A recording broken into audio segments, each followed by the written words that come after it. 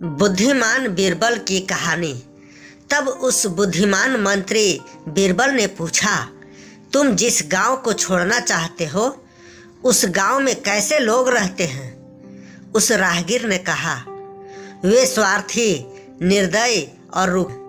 बुद्धिमान मंत्री बीरबल ने जवाब दिया, इस गांव में भी ऐसे ही लोग रहते हैं। कुछ समय बाद एक दूसरा राहगीर वहां आया और उसने उस बुद्धिमान मंत्री बीरबल से वही सवाल पूछा। बुद्धिमान बीरबल ने उससे भी पूछा, तुम जिस गांव को छोड़ना चाहते हो उस गांव में कैसे लोग रहते हैं? नमस्कार दोस्तों, हमारे इस YouTube चैनल में आपका स्वागत है। कहानियाँ हमेशा ही मनोरंजक होती है। इनको पढ़कर दिल और दिमाग को मानो सुकून सा मिलता है। कहानियाँ हम सभी को समाज का आईना दिखाती है।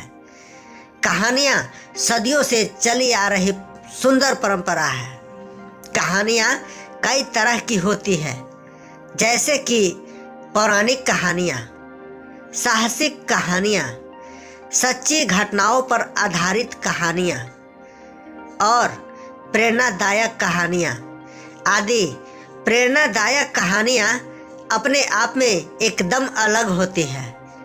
ऐसी कहानियाँ पढ़ने से हमें जीवन में प्रेरणा मिलती है। आज के भाग दौड़ भरे जीवन में हमें हर पल प्रेरणा की ज़रूरत होती है। अक्सर चीज़ें हमें वैसी नहीं दिखती जैसी वे है, बल्कि वैसी दिखती है जैसे हम हैं। यह एक ऐसे बुद्धिमान मंत्री बीरबल की कहानी है जो अपने गांव के बाहर बैठा हुआ था। एक राहगीर उधर से गुजरा और उसने उस बीरबल से पूछा, इस गांव में किस तरह के लोग रहते हैं? क्योंकि मैं अपना गांव छोड़कर किसी और गांव में बसने की सोच रहा हूं।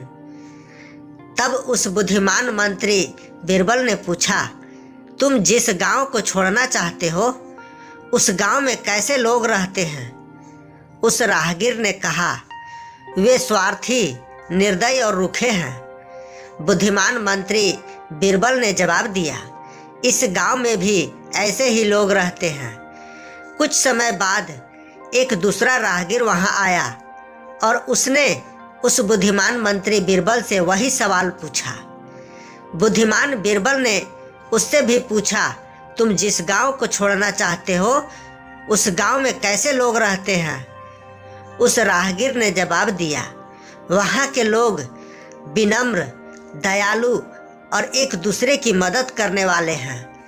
तब बुद्धिमान बीरबल ने कहा, इस गांव में भी तुम्हें ऐसे ही लोग मिलेंगे। आमतौर पर हम दुनिया को उस तरह नहीं देखते जैसी वह है, बल्कि जैसे हम खुद हैं वैसी देखते हैं। इस कहानी से शिक्षा मिलती है कि ज़्यादातर मामलों में दूसरे लोगों का व्यवहार हमारे ही व्यवहार का आईना होता है। अगर हमारी नीयत अच्छी होती है तो हम दूसरों की नीयत भी अच्छी मान लेते हैं। हमारा इरादा बुरा होता है तो हम दूसरे के इरादों को भी बुरा मान लेते हैं। मित्रों, कहानी आपको कैसी लगी? यदि कहानी अच्छी लगी हो तो चैनल को लाइक, सब्सक्राइब अवश्य कीजिएगा और अपने दोस्तों परिवारों के साथ शेयर करना न भूलें ताकि वे भी इस कहानी का आनंद ले सकें। अपना कीमती समय हमें देने के लिए आप सभी का बहुत बहुत धन्यवाद।